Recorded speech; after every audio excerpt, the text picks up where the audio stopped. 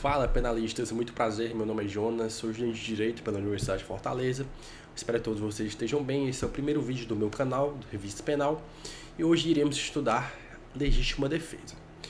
Pois bem, o Instituto da Legítima Defesa encontra-se previsto no artigo 25 do Código Penal, que diz que entende-se em legítima defesa quem, usando moderadamente dos meios necessários, repele injusta agressão atual ou iminente a direito seu ou de outrem. Diz ainda o parágrafo único que, observados os requisitos previstos no caput desse artigo, considera-se também em legítima defesa o agente de segurança pública que repele agressão ou risco de agressão à vítima mantida refém durante a prática de crimes.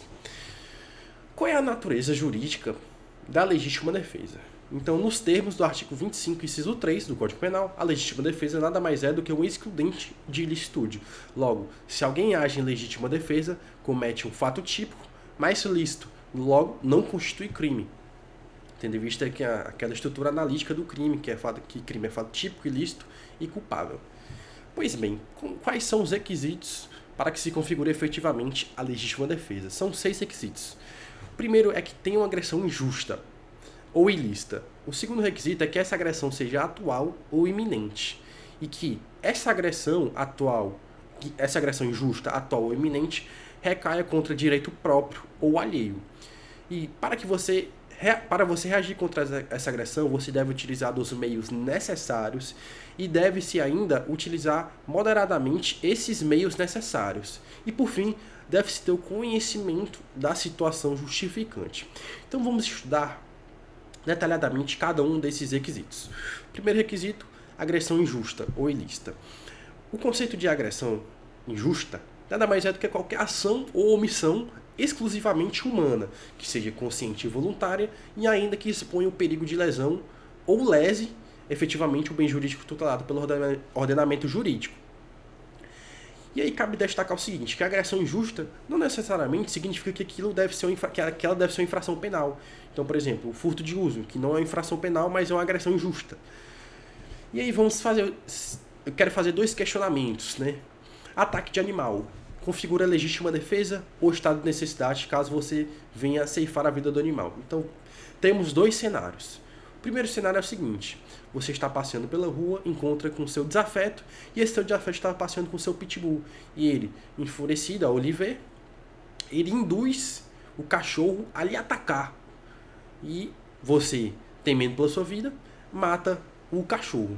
Nesse caso, você estará amparado pela legítima defesa, tendo em vista que o animal foi utilizado como instrumento do crime. Então, resta caracterizada a legítima defesa. Agora, se você está andando pela rua, fazendo sua caminhada matinal, e do nada um cachorro sai da garagem raivoso, e por livre e espontânea vontade vai em sua direção para lhe atacar, e você acaba ceifando a vida dele para se defender, aí sim é um caso de estado de necessidade, tudo bem?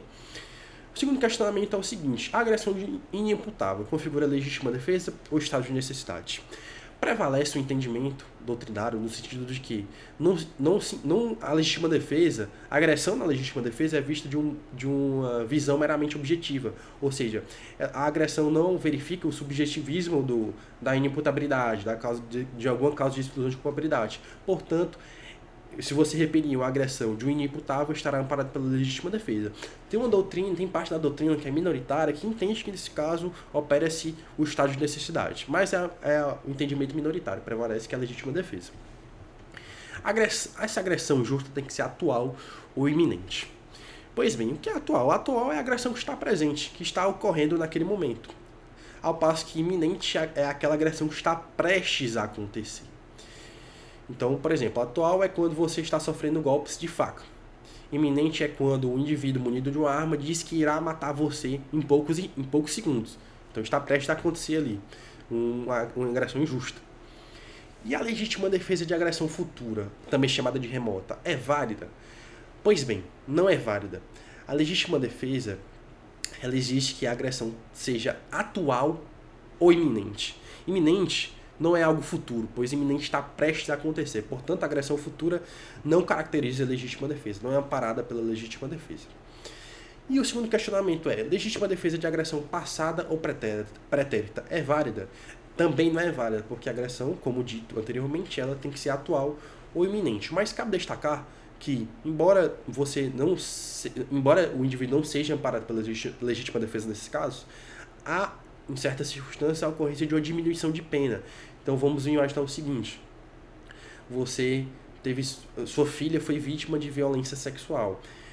E aí você ficou sabendo desse crime só 3 meses depois. Sua filha ficou muito traumatizada, não tinha coragem de contar no momento em que ocorreu o crime. E aí ela lhe conta 3 meses depois. E você, enfurecido com aquela situação, procura o agente que cometeu o crime. E quando você encontra com ele, você mata ele. Você estará agindo em legítima defesa? Não, porque o perigo já passou, não o perigo atual. Mas, evidentemente, estará caracterizado aqui um homicídio privilegiado em face do relevante valor moral. Então, dependendo da circunstância, pode ocorrer essa situação. O outro requisito é a agressão a direito próprio ou alheio. O direito próprio é o direito que é seu, sua vida, sua integridade física, seu patrimônio, sua liberdade. Ao passo que a alheio pode ser a vida de um terceiro, o patrimônio de um terceiro, a integridade física de um terceiro e por aí vai. Então, via de regra, qualquer bem jurídico pode ser protegido pela legítima defesa, como a vida, o patrimônio, a liberdade, entre outros, podendo ser bem próprio ou alheio. E isso é justificado pelo princípio da solidariedade humana, em que é possível, então, proteger bem jurídico de terceira pessoa. E aí eu faço o seguinte questionamento: é possível agir em legítima defesa de terceiro em favor de uma pessoa jurídica? E sim, é totalmente possível. Então vamos imaginar que você trabalha em uma empresa e no momento do seu trabalho você vê alguém furtando os bens do local que você trabalha. E você percebe e desfere golpes contra ele para evitar que ele prossiga efetivamente com essa conduta criminosa. Então esse é um caso de legítima defesa de terceira em favor de uma pessoa jurídica. É possível a legítima defesa de feto? Pois bem, vamos imaginar o seguinte: você é um médico, está trabalhando no hospital e no momento que você ia fazer um parto de uma gestante, você percebe que ela estava tomando remédios abortíferos para ela não ter efetivamente aquela vida, para que ela não tenha efetivamente aquela criança. E aí você dá um tapa na mão dela para que ela não tome aqueles remédios, para que o feto não seja ceifado. Esse é um caso de legítima defesa em favor do feto, então, portanto, é totalmente cabível. E agora, é possível a legítima defesa de cadáver? Pois bem, é sabido que o cadáver não é um sujeito de direitos. Só que a Constituição ela assegura os direitos do cadáver em relação à família, aos amigos, aos familiares, para que se tenha ali um respeito, né? E ainda, o artigo 211 diz que é crime você ocultar, subtrair ou destruir cadáver.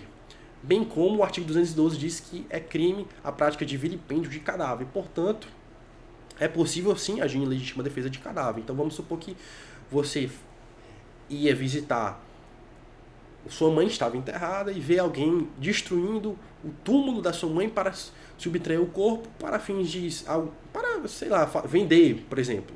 E aí você desfere golpes contra ele para que ele não faça isso. Então esse é um caso de legítima defesa em favor de um cadáver. Pois bem, na legítima defesa de terceiro, a reação pode recair sobre o próprio titular do bem jurídico?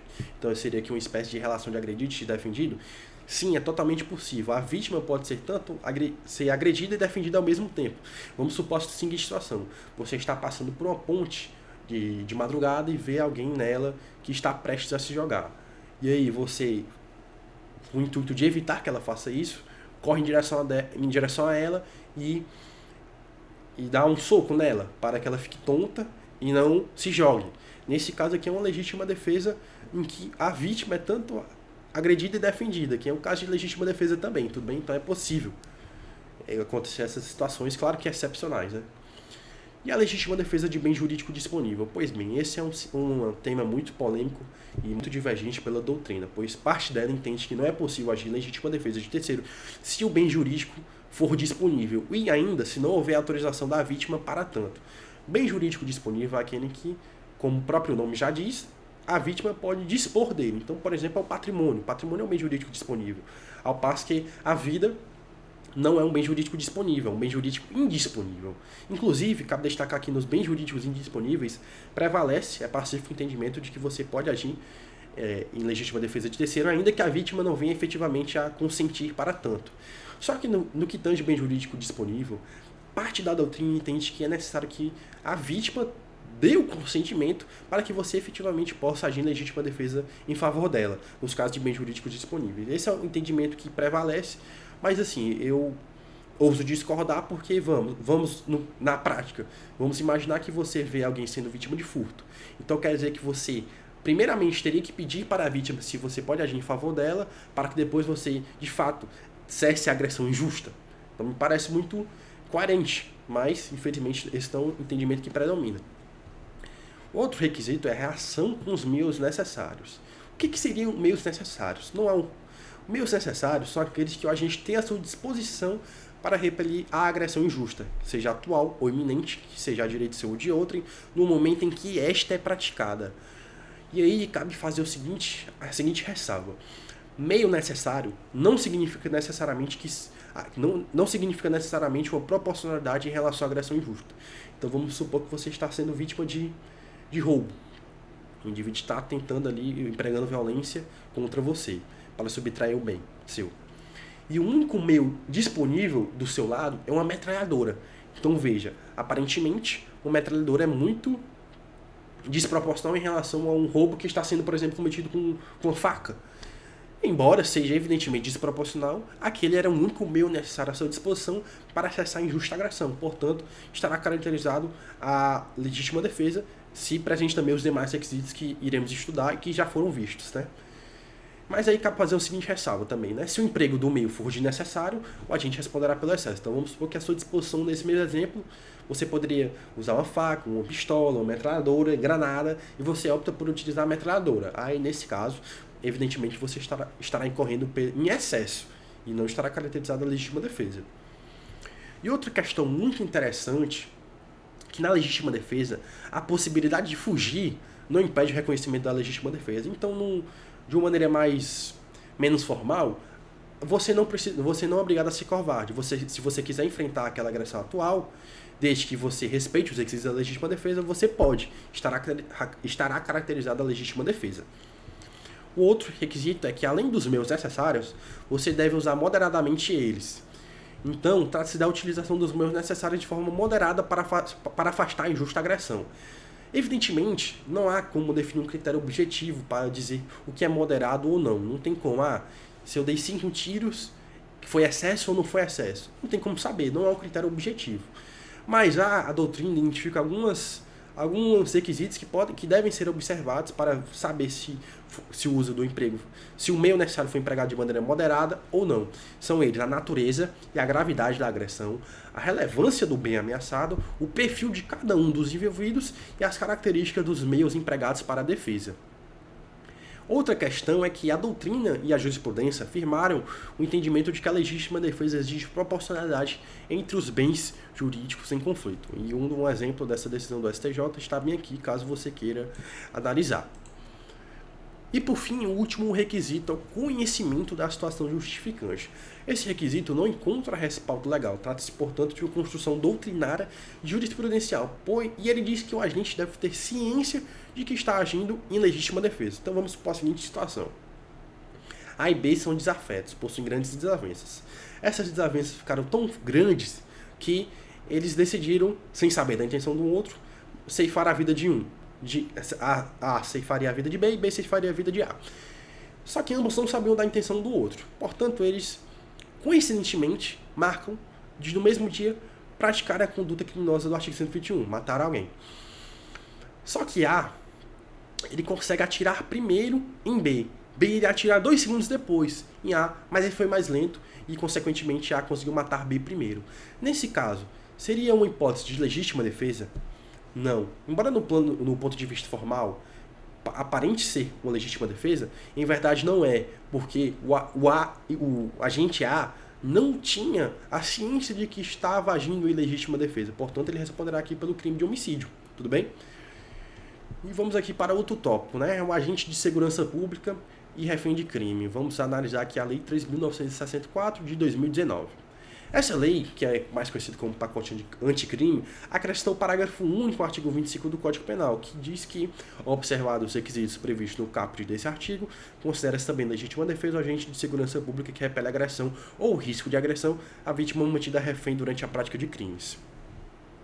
A doutrina entende e faz até uma crítica porque essa hipótese aqui de legítima defesa não tinha necessidade, porque essa situação já se encaixa na forma delineada pelo artigo 25 do Código Penal.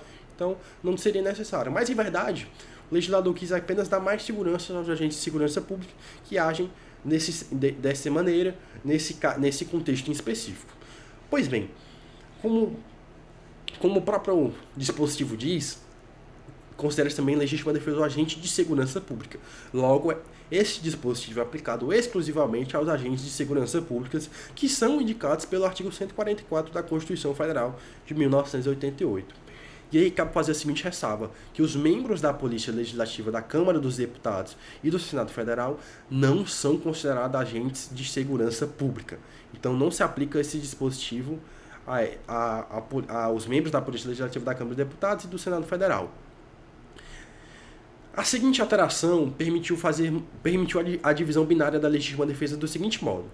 Item A, comum ou geral, que é aquela legítima defesa prevista no artigo 25, caput do Código Penal, que ela é aplicável a todas as pessoas, inclusive aos agentes de segurança pública, e específico ou especial, que é a prevista no parágrafo único do artigo 25 do Código Penal, que essa é somente aplicável aos agentes de segurança pública em que a vítima é mantida refém durante a prática de crimes. E se o agente de segurança pública agir em legítima defesa de terceiro, mas não foi nesse contexto da vítima mantida refém durante a prática de crimes, aí seria aplicado o artigo 25 caput do Código Penal, tudo bem? Vamos lá. Desafio e legítima defesa. Será que é aplicável a legítima defesa nos casos de desafio, duelo, convite para a luta, etc.? Pois bem, não há que se falar em legítima defesa nas situações de desafio, duelo ou convite para a luta. Nessas hipóteses, portanto, ambos os envolvidos responderão pelos crimes praticados. Tudo bem? Então não é compatível essa hipótese. O outro tópico que vamos abordar é o seguinte.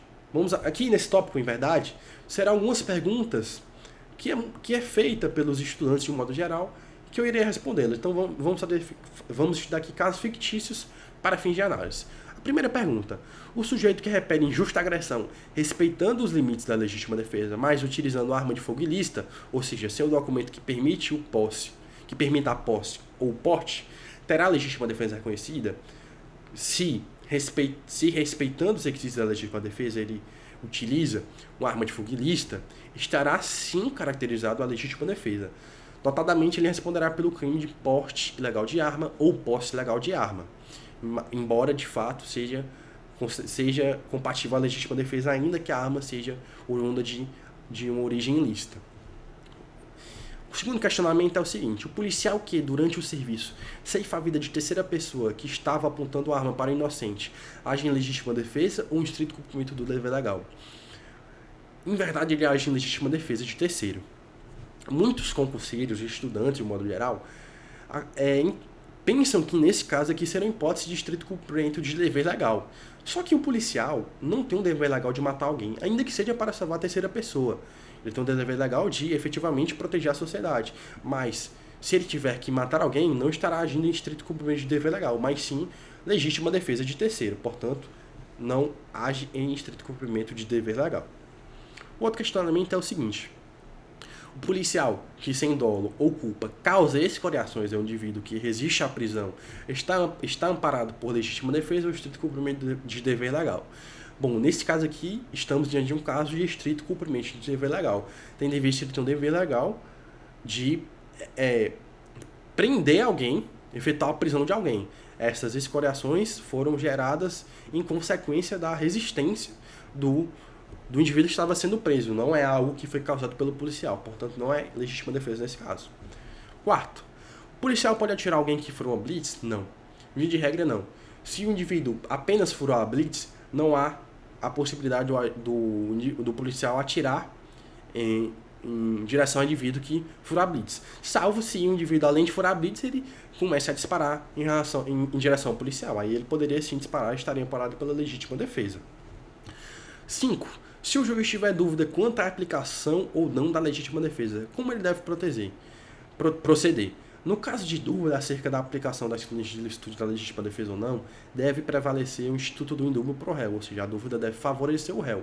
E ainda há previsão legal no artigo 386 do Código de Processo Penal, no inciso 6º, que diz que, havendo dúvida quanto à aplicação de algum excludente, o juiz deve absolver o réu, com base nessa dúvida.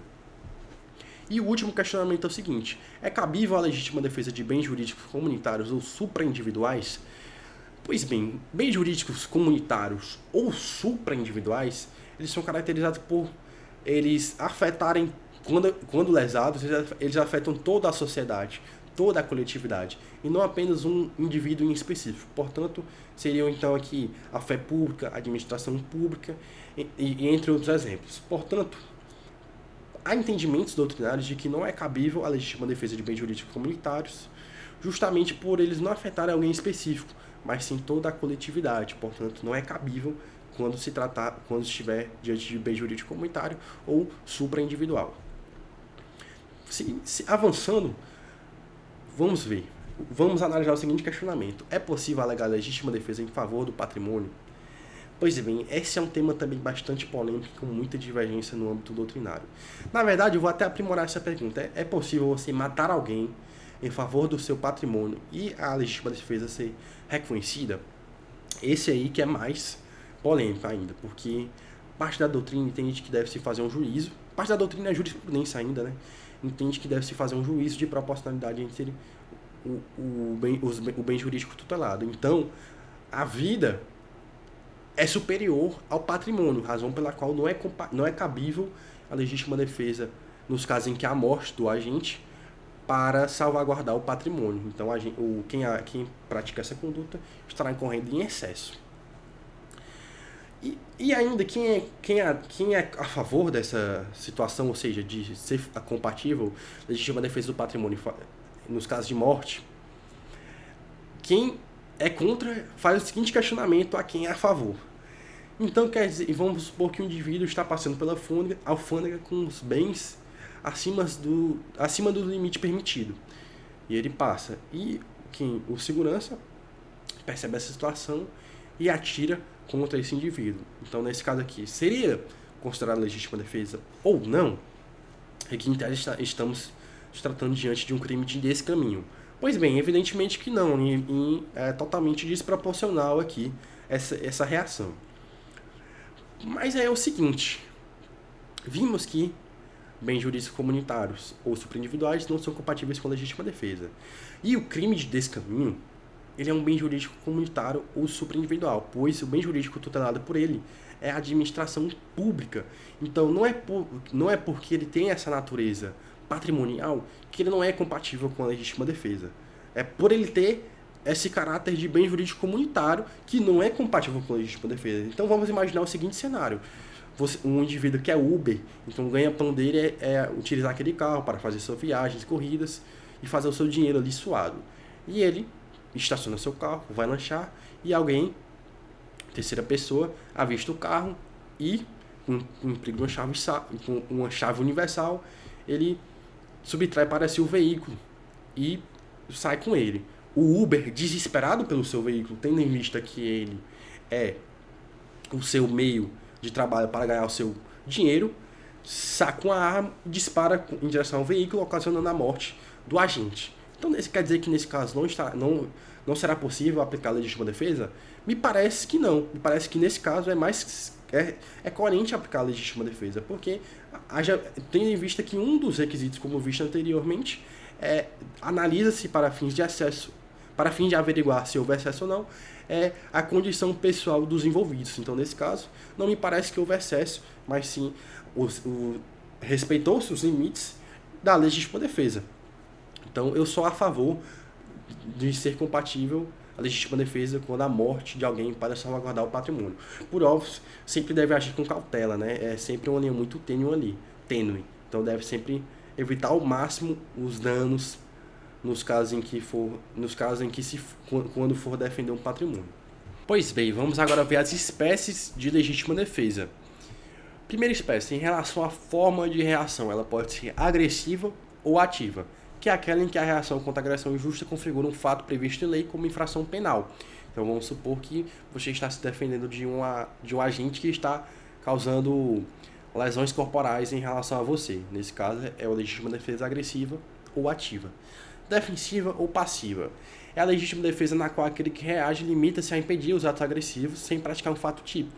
Então vamos supor que você está segurando as mãos de um indivíduo que está querendo desferir golpes contra você. Nesse caso é uma legítima defesa passiva ou defensiva. Em relação à titularidade do bem jurídico tutelado, ela pode ser legítima defesa própria, que protege no caso de direito próprio. Então vamos supor que alguém atente contra a sua vida. Nesse caso, a vida seria seu direito próprio, um bem jurídico próprio. E de terceiro, protege esse direito alheio, ou seja, você vê alguém sendo vítima de um crime, de uma tentativa de homicídio, por exemplo. Então você vai lá e mata o agressor. Nesse caso, você age em legítima defesa de terceiro porque você protegeu a vida de terceira pessoa. Em relação ao aspecto subjetivo de quem se defende. Pois bem, ela pode ser real. A legítima defesa real é aquela que se encontram presentes todos os requisitos elencados no artigo 25, caput do Código Penal. E a legítima defesa real é ela que exclui a ilicitude. Ela ainda pode ser também putativa ou imaginária, que ela é caracterizada quando o agente, por erro, acredita falsamente que existe uma agressão injusta, atual ou iminente a direito próprio ou alheio. Nela, o fato típico mantém a ilicitude e seus efeitos variam conforme a teoria adotada em relação às discriminantes putativas, que é um termo um pouco complexo que eu posso até gravar uma aula, inclusive, sobre isso. E pode ser também subjetiva ou excessiva, que é aquela que verifica-se nos casos em que o agente, por erro excusável, ultrapassa os limites da legítima defesa. Trata-se do excesso acidental. Legítima defesa da honra. O STF declarou que a tese da legítima defesa da honra é inconstitucional. Então, para iniciarmos, cabe frisar que a honra é um direito fundamental, sendo inviolável por expressa disposição constitucional nesse sentido, no artigo 5º, inciso 10 da Constituição Federal de 1988. Cabe destacar também que o artigo 25 do caput do Código Penal não distingue entre os bens jurídicos passíveis de proteção, ou seja, em via de regra, a legítima defesa é cabível com a proteção de todos os bens jurídicos, razão pela qual a honra também pode ser defendida por meio da legítima defesa. Só que proteger a honra, essa tese ela era utilizada justamente numa cultura muito machista, então ela era usada no seguinte contexto. Um homem era casado com sua mulher, e essa mulher acabava eventualmente traindo seu marido, e o marido, enfurecido, tendo a sua honra lesada, ele ceifava a vida da mulher que era infiel, sob o argumento de que praticou aquilo por amor. Então muitos indivíduos eram absolvidos com essa tese. O STF foi e declarou que é inconstitucional alegar legítima defesa da honra. Tanto que é vedado que a defesa, o Ministério Público, a autoridade policial ou o próprio juiz invoquem direta ou indiretamente tal argumento, seja na fase pré-processual ou processual, inclusive durante o julgamento do tribunal do júri, sob pena de nulidade do ato ou do julgamento. E aí, a tese fixada foi que a legítima defesa da honra fere a dignidade da pessoa humana, o direito à vida e o princípio da igualdade de gênero. O indivíduo que age nesse sentido pode alegar abalo emocional? Não pode alegar abalo emocional. O artigo 28 diz que, o artigo 28, inciso 1 do Código Penal diz que a paixão e a emoção não são causas não excluem a imputabilidade penal, portanto, ele responderá pelo crime praticado.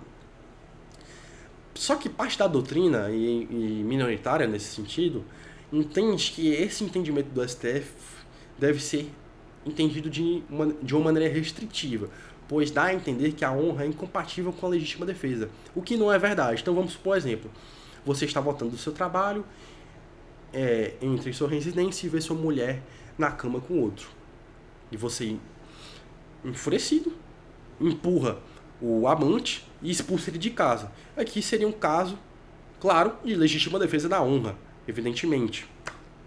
Então vamos supor, por exemplo, você está na sua festa de aniversário, entra um penetra e durante os parabéns, esse penetra começa a proferir palavras ofensivas em relação a você.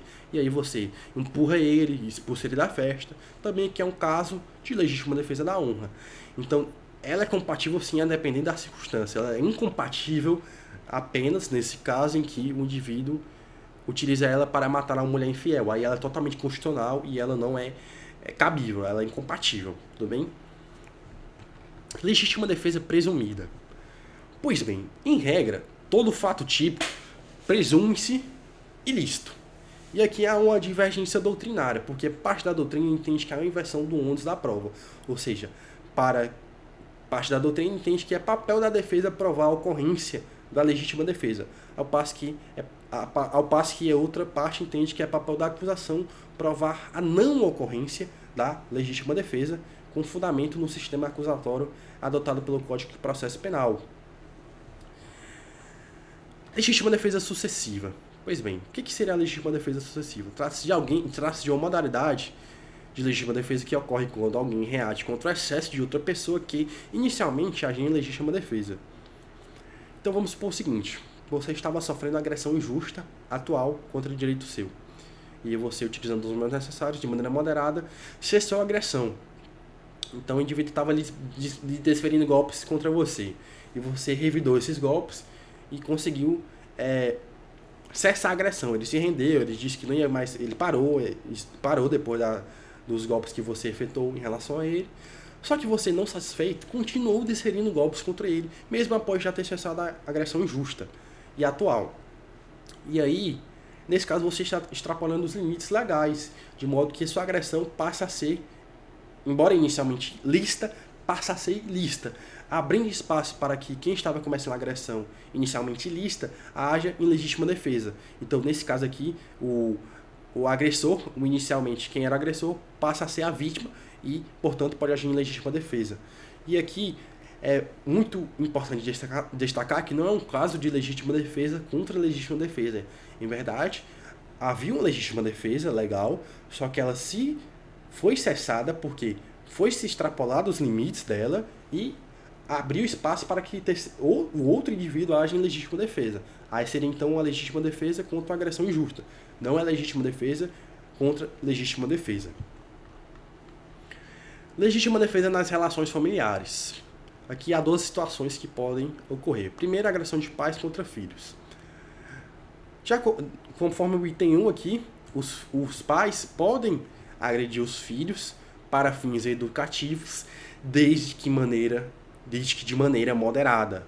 Não pode extrapolar os limites, não pode, por exemplo, colocar o menino sem se alimentar por 24 horas, não pode desferir socos contra os filhos. Deve ser sempre com cautela. E aí seria que não legítima defesa, mas um exercício regular de um direito. E caso os pais extrapolem esse exercício regular de direito, os filhos podem agir em legítima defesa em relação aos pais. Aqui seria totalmente cabível a legítima defesa nesse caso. Inclusive, cabe destacar a Lei 13.010 de 2014, conhecida como Lei da Palmada ou Lei Menino Bernardo, que alterou que diz que é crime, que não é possível, ou melhor, você pai, agir de uma maneira que extrapole os limites para fins de educação do seu filho. E outra hipótese é a agressão entre cônjuges, que também não é possível. É vedado. Não pode, por exemplo, não pode o marido, para fins de educação ou de reprimir, bater em sua esposa, por exemplo, sem nenhum motivo. E o fundamento é a igualdade entre o matrimônio, na forma do artigo 226, parágrafo 5º da Constituição. Então, portanto, não é possível nem marido, mulher, e marido, mulher, e homem, e homem.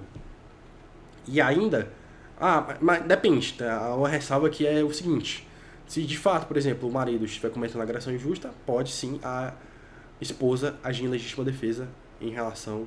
Pode alegar legítima defesa, se caso ela venha eventualmente a ceifar a vida dele, por exemplo. Legítima defesa é aberratio ictus. Então vamos supor o seguinte: você está sofrendo agressão injusta e você, com o intuito de repelir ela, você vai decidir uma arma de fogo. Só que ao disparar contra o agressor, por uma má pontaria, você acerta uma pessoa inocente, que acaba sendo ceifada. Nesse caso, poderia ser aplicada a legítima defesa? E sim, poderia ser. Trata-se aqui de aberratio ictus. Aberratio ictus nada mais é do que quando por erro na execução, o agente acerta a pessoa diversa da pretendida. E o artigo 73 do Código Penal diz que nesses casos em que há aberração ictus, o agente considera-se, nesse caso, não as qualidades da vítima, mas as qualidades de quem efetivamente pretendia atingir. No caso, como se pretendia atingir o agressor, aí sim estará caracterizada a legítima defesa. Aí, por óbvio, que deve também ter cautela, porque, por exemplo, se você pega uma arma e atira de maneira, evidentemente, sem ter uma cautela, você pega e atira desgovernadamente. Aí, me parece que não é possível aplicar a legítima defesa e o indivíduo responderá pelo crime, na modalidade culposa ou dolosa, por dolo eventual, a depender. Legítima defesa e estado de necessidade. Quais são as diferenças? Vamos ver as diferenças entre legítima defesa e estado de necessidade. Na legítima defesa, o perigo decorre de uma agressão exclusivamente humana, que é injusta ou ilícita, e a reação é dirigida diretamente contra o agressor que comete a agressão injusta. No estado de necessidade agressivo, o perigo pode ter origem natural, de animais, racionais ou até mesmo de seres humanos. Mas, para se proteger, o agente sacrifica um bem jurídico pertencente à pessoa que não contribuiu para a situação de perigo. Então vamos supor o seguinte exemplo: você precisa levar sua filha ao hospital, porque ela está prestes a morrer, está sofrendo um infarto. E aí seu carro está sem gasolina. Então você vê na rua, vê que tem um carro estacionado na rua.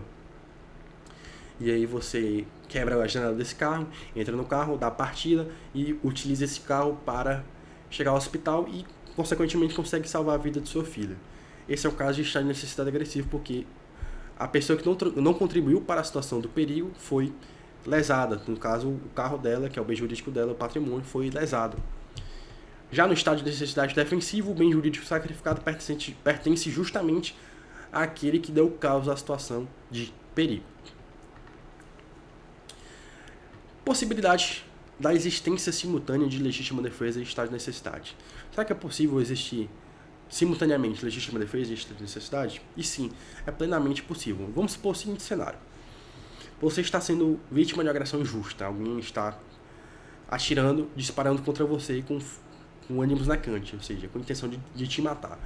Você não tem nenhum meio à sua disposição para repelir essa injusta agressão. Então você está fugindo dele e invade uma loja que vende armas de fogo. E, desesperado, você subtrai uma arma, subtrai munições e, com essa arma subtraída, você dispara contra o agressor, consequentemente causando a morte dele. Nesse caso, veja, há estado de necessidade em relação à subtração da arma, bem como as munições, e há também a legítima defesa em relação ao agressor que foi ceifado. Portanto, é plenamente possível essa hipótese.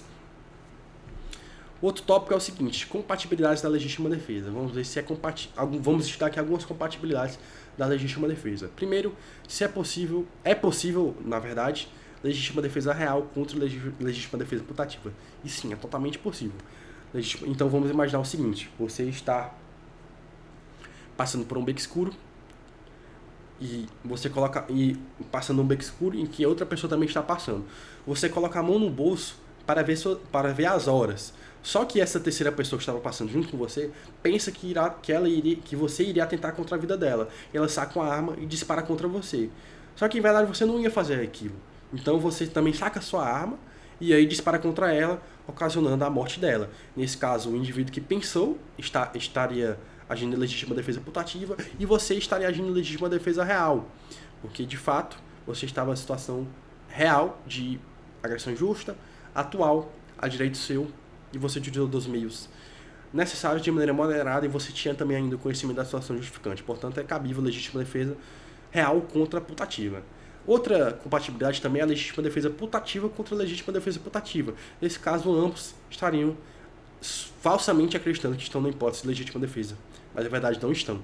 Então vamos supor também o mesmo exemplo do beco, só que vocês ao mesmo tempo colocam a mão no bolso. Então, cada um de vocês pensa que vocês iriam sacar a arma, um iria assaltar você e vice-versa. E aí, vocês assustados, sacam a arma e disparam um contra o outro. Caso um seja morto e outro não, ou ambos consigam sobreviver, seria aqui um caso de legítima defesa putativa, tudo bem? Então é compatível também essa hipótese. E por fim, legítima defesa contra conduta protegida por exclusão de culpabilidade. É também cabível, né? Então vamos ver um seguinte exemplo. Um estrangeiro de outro país, obviamente, vem visitar o Brasil. Só que no país desse estrangeiro, o furto não é conduta criminosa para eles. E ele, pensando que no Brasil também é do mesmo jeito, subtrai os bens de uma loja. E você que é segurança dessa loja, vê aquilo e consegue conter aquela conduta criminosa. Você prende ele, por exemplo, você dá os golpes nele e prende ele, claro que de maneira moderada. Aqui nesse caso, embora tenha uma exclusão de culpabilidade em relação ao estrangeiro em face do erro de proibição, isso não quer dizer que não é possível alegar legítima defesa nesses casos. Então é compatível sim também legítima defesa contra conduta protegida por exclusão de culpabilidade. E por fim, o último tópico, vamos ver as incompatibilidades da legítima defesa. Primeira incompatibilidade é a legítima defesa real contra a legítima defesa real. Por que é incompatível? Porque a legítima defesa, ela exige que uma agressão seja injusta, seja ilícita, seja contrária ao direito. Isso quer dizer que, se alguém está agindo em legítima defesa, então quer dizer que há uma agressão injusta, ilícita. Então quer dizer que não tem como ter uma agressão, não tem como você repelir uma agressão que é lícita. Ou você age licitamente e o outro age de forma ilícita, e vice-versa. Então não é possível legítima defesa real contra legítima defesa real. E também não é possível legítima defesa real contra o excludente real. Justamente em face desse mesmo argumento. Se alguém está agindo em um excludente real, quer dizer que aquela atuação dele é lícita. Portanto, não é compatível com a legítima defesa real. Tudo bem? Então chegamos ao fim da nossa aula de legítima defesa. Espero que vocês tenham entendido. Foi uma aula que eu abordei todos os tópicos mais cobrados em provas de concurso, faculdade, etc. E se você gosta de conteúdos como esse, deixa o like, se inscreve no meu canal, siga o meu perfil no Instagram Revista Penal, pois lá eu posto questões, jurisprudência, posto de direito penal mais objetivo para que você aprenda direito penal da maneira mais didática possível. Muito obrigado!